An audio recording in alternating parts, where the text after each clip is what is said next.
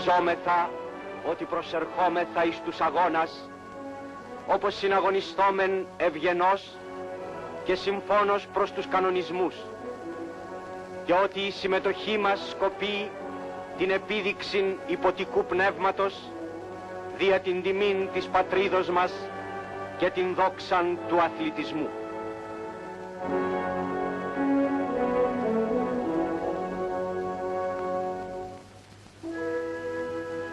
Όδια, άρχον παντός και πάντων οδηγέ, εισέ, ο Ζεφ, αναπέμπω την ηγεσίαν ταύτην. Και εσύ, μήτηρ των Χρυσοστεφάνων άθλων, Ολυμπία, δέσποινα της αληθείας, όπου άνδρες μάντης διαθυσιών ζητούν να μάθουν παρά του ταχυκεράβνου διός, εάν λαμβάνει φροντίδα τεινά περί των ανθρώπων, οι οποίοι διακαώς επιθυμούν να αποκτήσουν την δόξαν της μεγάλης νίκης.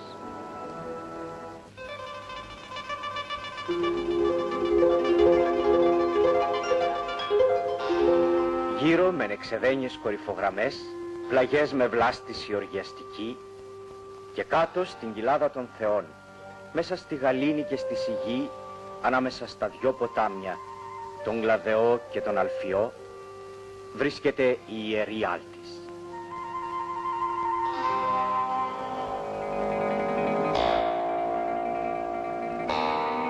Πράσινος και επιβλητικός υψώνεται στον ουρανό ο λόφος το Κρόνιον, που προστατεύει από τα βορεινά την Άλτη.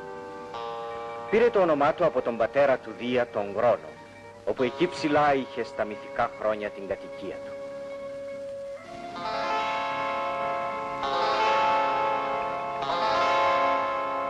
Σήμερα, στα ριζά του Κρόνιου, είναι σωριασμένη σε ερείπια η Ολυμπία.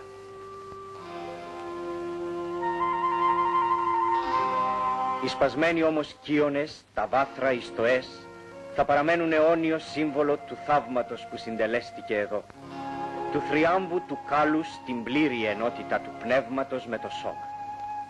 Αιώνιο σύμβολο αδελφοσύνης, ευγενικής άμυλας, ειρήνης. Κάτω από τη σκιά των δέντρων, πάνω στα ρημαγμένα από το χρόνο ιερά κτίσματα, θα ρησπλανιώνται ακόμα μορφές θεών και ηρώων.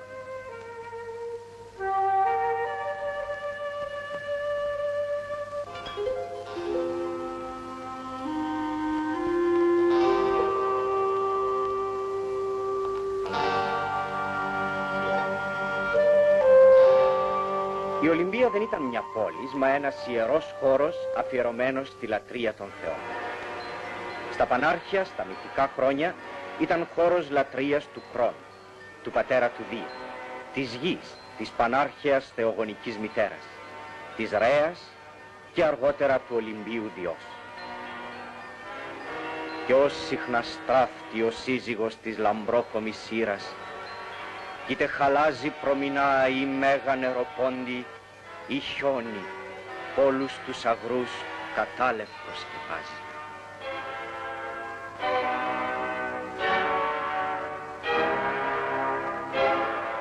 Εδώ ήταν ο επισημότερος ξενώνας της αρχαιότητος, το Λεωνίδεο.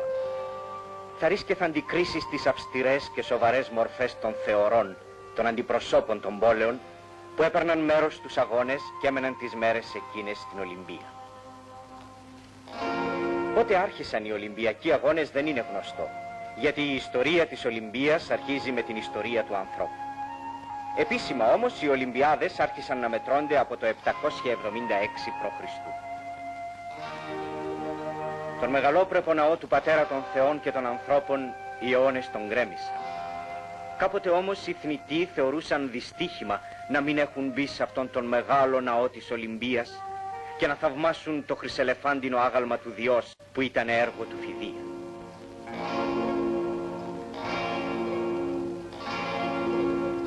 Ή Θεός ήλθε πηγήν εξ ουρανού, εικόνα δείξον Φιδία, ή εσύ γεύεις των Θεών οψόμενος.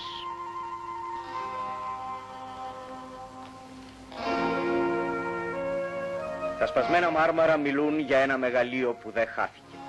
Μιλούνε για θεούς σαν τον Απόλλωνα, το θεό του φωτός και της μουσικής, τον Καλίνικο, σαν τον Ερμή τον ταχυδρόμο των θεών, που έδινε τη νίκη στους εφηβικούς αγώνες. Λένε για ημίθεους σαν τον Αλφιό, το γιο του Ποσειδώνα, και τον πεντάμορφο Κλαδεό, που οι θεοί τους έκαναν ποτάμια για να ποτίζουνε και να προστατεύουνε την Ιερή Κοιλάδα.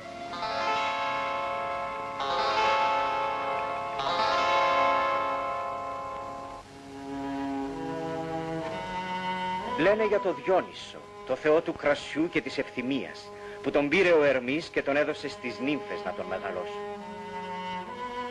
Τα σπασμένα μάρμαρα μιλούν ακόμα για ήρωες μυθικούς, αρματοδρόμους όπως ο Ινόμαος, ο Μυρτήλος, ο Πέλοπας.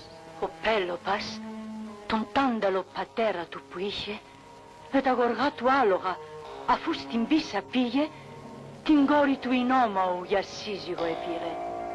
Η παλιά του Πέλοπα, πολύ πονή αρματοδρομία, πόσες δεν ήρθες φορές στη χώρα αυτή να φέρεις.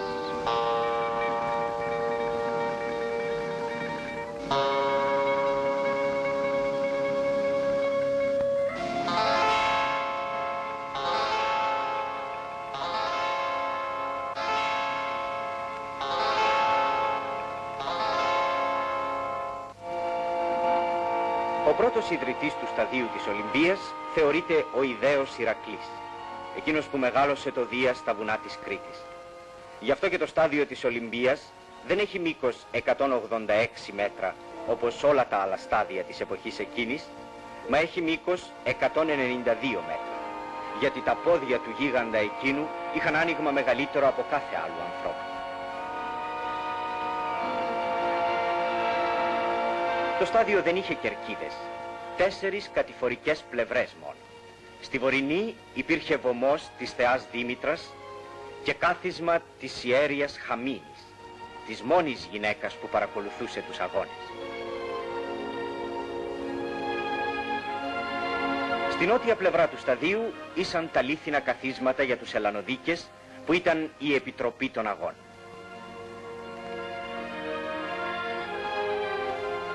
Στα 884 π.Χ. ο βασιλιάς της Ήλιδος Ήφιτος έκλεισε συμφωνία με τους βασιλείς της Σπάρτης Λικούργο και της Πίσας Κλεοσθένη, με την οποία η Ολυμπία έγινε ιερή και απρόσβλητη χώρα. Τότε καθιέρωσαν και την εκεχηρία, την πρώτη ειρήνη του αρχαίου κόσμου. Κάθε 4 χρόνια, στην πρώτη Πανσέλινο μετά το τέλος του καλοκαιριού, έβγαιναν κήρυκες και σάλπιζαν σ' όλο τον κόσμο την έναρξη των αγώνων.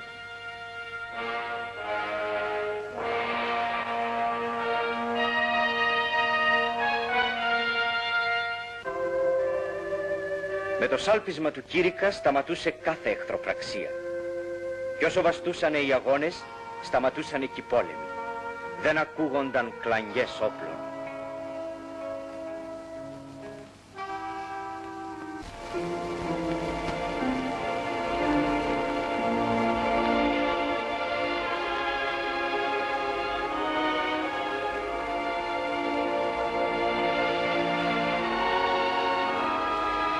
Το ιερό φως της Άλθεως κατάβγαζε την ελληνική γη και έφερνε στις καρδιές τη γαλήνη. Τις μέρες εκείνες κανένας δεν σήκωνε οπλισμένο χέρι. Βόγκος πληγωμένου δεν ακουγότανε. Ειρήνη και αδελφοσύνη απλώνονταν παντού.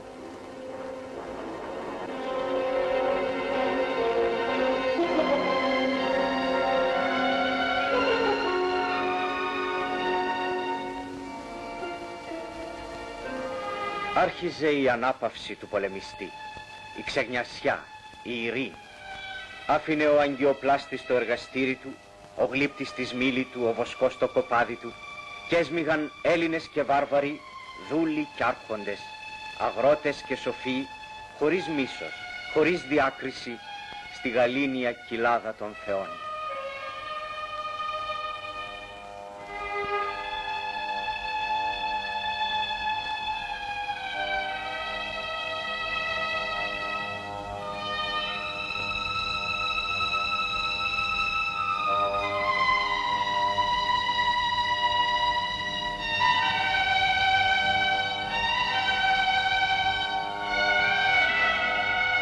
Στην αρχή οι αγώνες είχαν ένα μόνο αγώνισμα, το δρόμο, και κρατούσαν μια μόνο μέρα.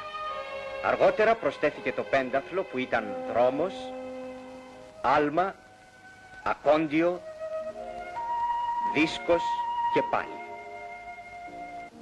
Πιο ύστερα προσθέθηκε το παγκράτιο, οι αρματοδρομίες και οι υποδρομίες.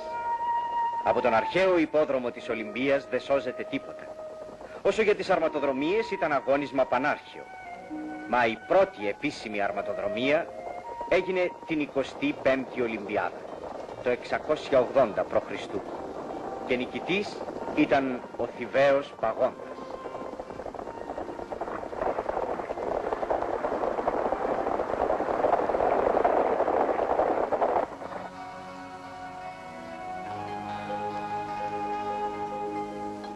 Οι αθλητές έπρεπε να είναι Έλληνες, ελεύθεροι και να μην έχουν καταδικαστεί ποτέ για έγκλημα ή ασέβεια. Πριν από τους αγώνες έκαναν θυσίες στους θεούς. Καθάριζαν την ψυχή και το σώμα. Στο στίβο έπρεπε να αγωνίζονται έντιμα. Αν παρέβαιναν τους κανονισμούς των αγώνων, απεκλείοντο από αυτούς και πλήρωναν πρόστιμο. Με τα πρόστιμα των παραβατών έκαναν χάλκινα αγάλματα του Δία οι Ελλανοδίκες, που σήμερα σώζονται μόνο οι βάσιστον.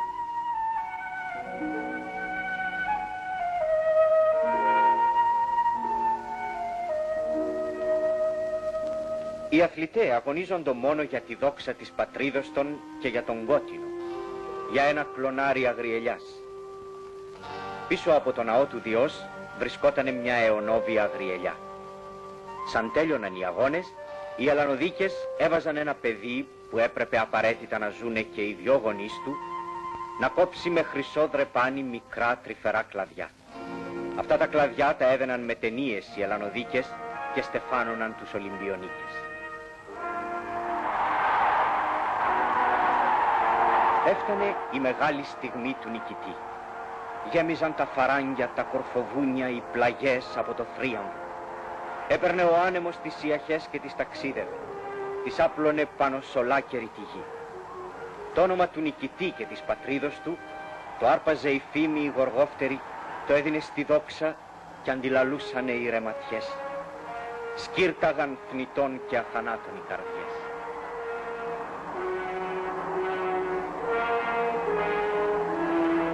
Δημάγητος του Διαγόρα, Ρόδιος. Οριέας του Διαγόρα, Ρόδιος. Γη του Ολυμπιονίκη Διαγόρα. Ολυμπιονίκες κι εσείς, Ρόδιοι, κερδίσατε την αθανασία σήμερα.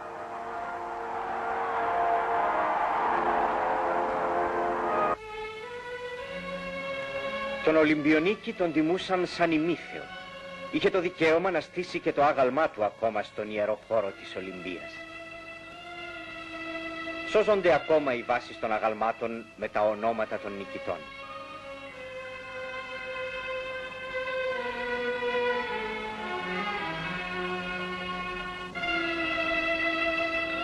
Πάνω από 1000 χρόνια η Ολυμπία ήταν το σύμβολο της ειρήνης και της ευγενικής άμυλας.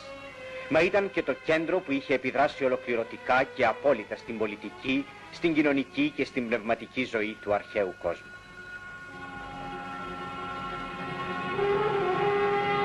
Τους Ολυμπιακούς Αγώνες τους κατήργησε στα 393 μετά Χριστόν ο Βυζαντινός Αυτοκράτορ Θεοδόσιος ο Πρώτος. Στα 522 έγιναν τρομεροί σεισμοί.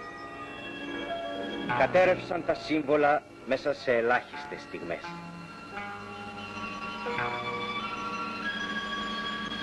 Άλλαξε την κήτη του και ο Αλφιός και σκέπασε ό,τι είχε απομείνει. Τα ορμητικά νερά του μανιασμένα όρμησαν στην Ιερή Άλτη.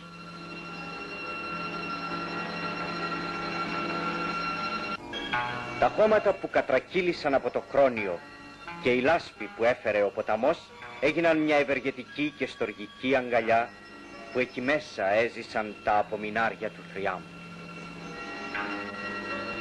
Πέρασαν οι αιώνες και η Ολυμπία ξαναζωντάνεψε. Τι κι αν δεν ζουνε οι Ολύμπιοι θεοί. Στα 1892 ο μεγάλος οραματιστής Βαρώνος Πιέρ ντε Κουμπέρτεν συνέλαβε την ιδέα να αναστήσει το θεσμό των Ολυμπιάδων. Έτσι η Ολυμπιακή φλόγα στέλνει και πάλι το μεγάλο μήνυμα στα πέρατα της γης. Και πάλι οι αντάβιες της φωτίζουν τη δόξα των Ελλήνων. Στο μαραθώνα 10.000 Έλληνες νίκησαν τον πανίσχυρο και πολυάριθμο στρατό των Περσών. Και ένας μαραθωνομάχος, ο Πλήτης Αθηναίος, ξεκίνησε τρέχοντας από το πεδίο της μάχης και έφερε στους Αθηναίους το μήνυμα της νίκης. Ναι, νικήκαμε και πέθανε. Στους νεότερους Ολυμπιακούς υπάρχει και το αγώνισμα του μαραθώνιου δρόμου. 42 χιλιόμετρα, 195 μέτρα. Στους πρώτους Ολυμπιακούς των νεωτέρων χρόνων, πρώτος μαραθωνοδρόμος ήρθε και πάλι Αθηναίος, ο Σπύρος Λούις.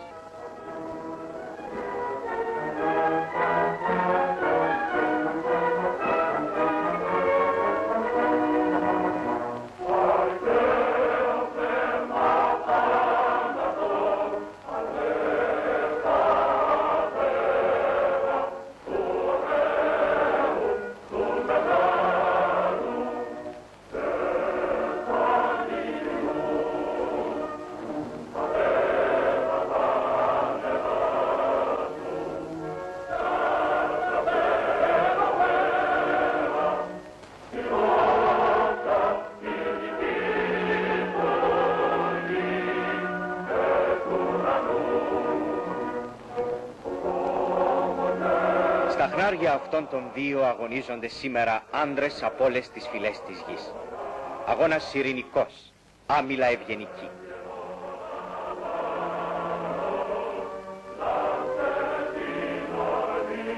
Ας εύχονται οι άνθρωποι το πνεύμα των αρχαίων Ελλήνων να ζει πάντα και να οδηγεί σε μια μακρόχρονη και ιερή εκεχηρία.